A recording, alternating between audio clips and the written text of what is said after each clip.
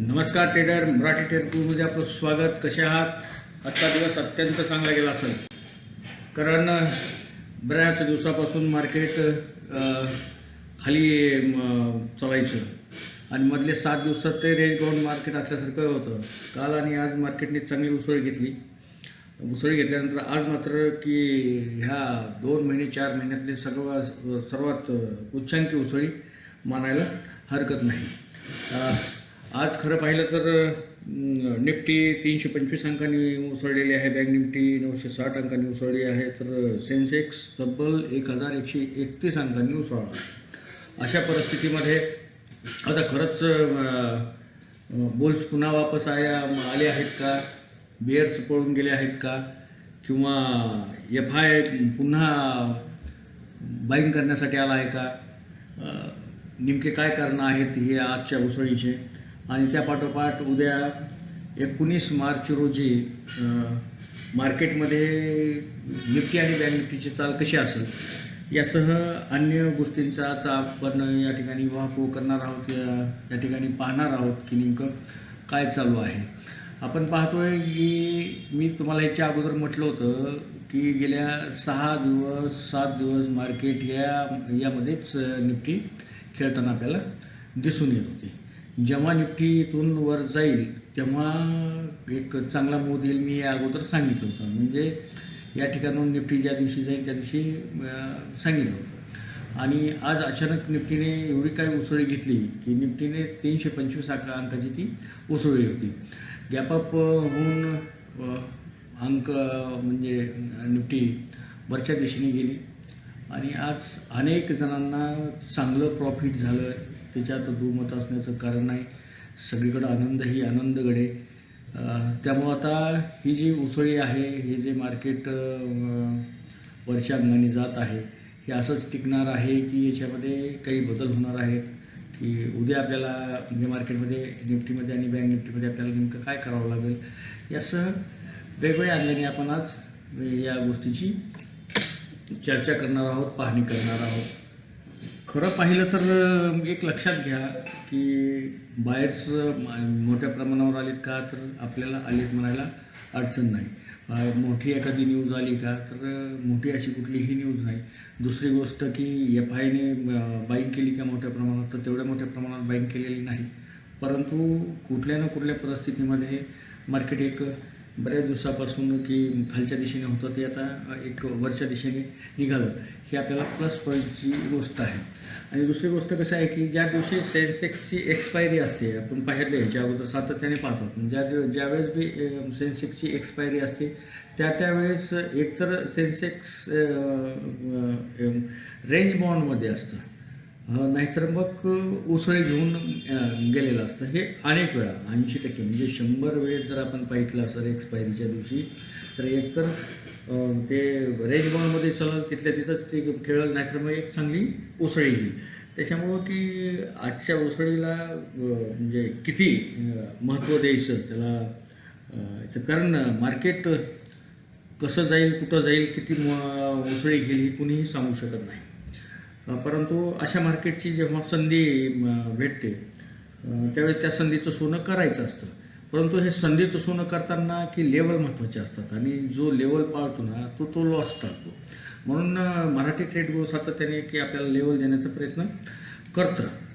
आणि आमचा उद्देश एवढाच आहे की मराठी माणसांना सगळ्या गोष्टी ह्याच्यातल्या याव्यात.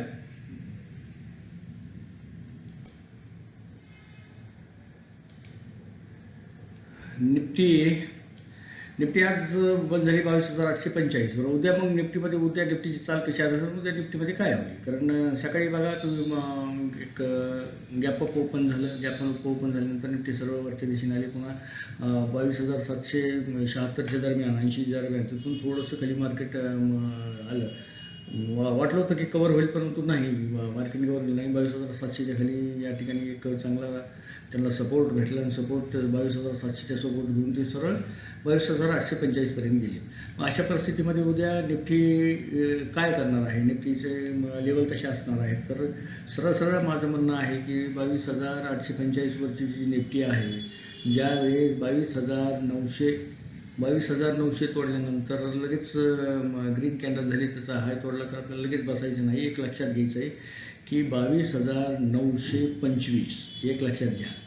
22,925 मी पुन्हा म्हणतो आहे की 22,925च्या वर निफ्टीने एक ग्रीन कॅन्डल चांगल्या स्ट्रॉंग कॅन्डल केली. त्या स्ट्रॉंग कॅन्डलचा हाय तोडला तर आपल्याला 22,300साठी जायचं आहे. 22,300 हे तोडलं तर आपल्याला 23,000साठी जायचं आहे. 23,000 हे तोडलं तर आपल्याला 23,050साठी जायचं आहे. आणि 23,050 तोडलं तर आपल्याला डायरेक्ट 23,134साठी वरच्या दिशेने आपल्याला हे निफ्टी रन करताना दिसून येईल. एक लक्षात घ्या, इथं तुम्ही की 22,900 तोडलं, 22,900 तोडलं कीच या ठिकाणी तुम्ही जर बसाल वरच्या दिशेने तर थोडंसं या ठिकाणी अवघड जाईल. या ठिकाणी सेलर्स असू शकतात, येऊ शकतात. त्यासाठी 22,925च्या वर ज्यावेळेस मार्केट व्यवस्थित चलन त्यावेळेस वरच्या दिशेने या ठिकाणी निफ्टीसाठी आपल्याला काम करायचं आहे. तर मग उद्या खालच्या दिशेने पुढच्या दिशेने मार्केट कधी जाईल, मार्केट पुढच्या दिशेने कधी जाईल तर मार्केट आपल्याला एक लक्षात घ्या की मार्केट 22,800 आज ज्यावेळेस बंद झालं आहे, एक सोपा उपाय आहे. 22,800च्या खाली हे 22,800 काय हे एखादा अंक इकडे तिकडे होत असेल. 22,800 काय 22,800च्या खाली एक रेड कॅन्डल झाली आणि रेड कॅन्डलचा लो तोडला तर आपल्याला खालच्या दिशेने निघायचं आहे. 22,800च्या खाली 22,800च्या खाली आपण निघल्यानंतर 22,800च्या खाली निघाल्यानंतर आपल्याला आपलं पहिलं टार्गेट 22,800च्या खाली आपल्याला पहिलं टार्गेट डायरेक्ट आपल्याला 700 आहे. 22,800च्या खाली आपल्याला हे 700 आहे.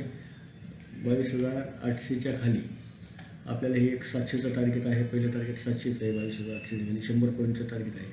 आणि 22,800 हे तोडलं, 22,800 हे आपल्याला जर तोडलं तर आपल्याला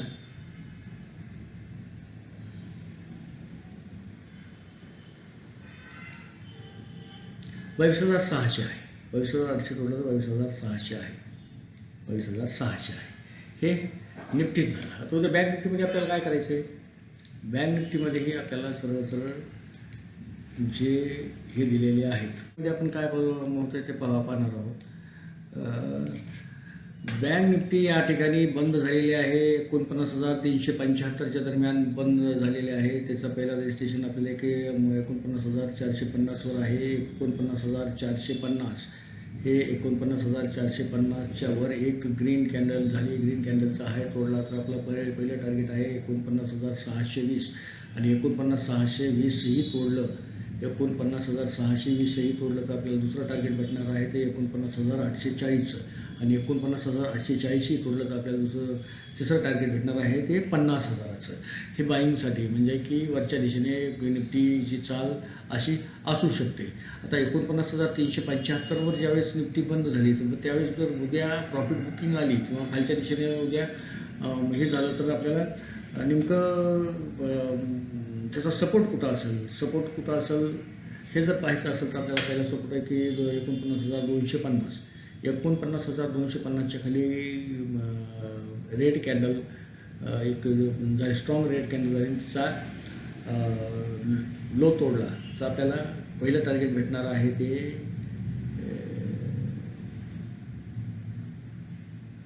49,100चं. 49,100चं एक पहिलं टार्गेट असणार आहे. 49,100 ही ज्यावेळेस तोडलं जाईल त्यावेळेस आपल्याला एक 48,900चं एक स्ट्रॉंग टार्गेट भेटेल आणि 39,900चं टार्गेट हे तुटल्यानंतर आपल्याला बाकीचं त्याच्यात आपण हे पाहू. ऑप्शन चेनमध्ये बी आपण जर डाटा बघितला तर ऑप्शन चेनमध्ये डाटा की बऱ्यापैकी आहे, म्हणजे की जेवढा प्लसचा डाटा आहे तेवढाच म्हणजे की जेवढा कॉलचा डाटा आहे तेवढाच पुढचाही डाटा आहे.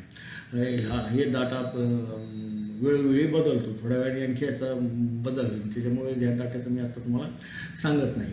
आणि आपण जर ग्लोबल मार्केट जर पाहितलं, ग्लोबल मार्केट जर आपण पाहितलं तर ग्लोबल मार्केट बी कसं आहे तर हे तुमचं उघड समोरासमोर तुम्हाला दाखवतो की ग्लोबल मार्केटमध्ये ग्लोबल डाउ जोन्स फ्युचर जे या ठिकाणी 94 अंकांनी मायनस आहे, S&P 36 अंकांनी प्लस आहे. आणि शक्यतो सगळं मार्केट गिफ्ट निफ्टी 30 अंकांनी प्लस आहे, नसदा 54 अंकांनी प्लस आहे. शक्यतो सगळ्या देशातले हे गोल्ड प्लसमध्ये आहे, सगळं प्लसमध्ये आहे, हे लक्षात घ्या. हे सगळं प्लसमध्ये आहे. अशा परिस्थितीमध्ये उद्या आपल्याला एक चांगला मूव भेटू शकतो, उद्या एक चांगलं टार्गेट तुम्ही घेऊ शकता.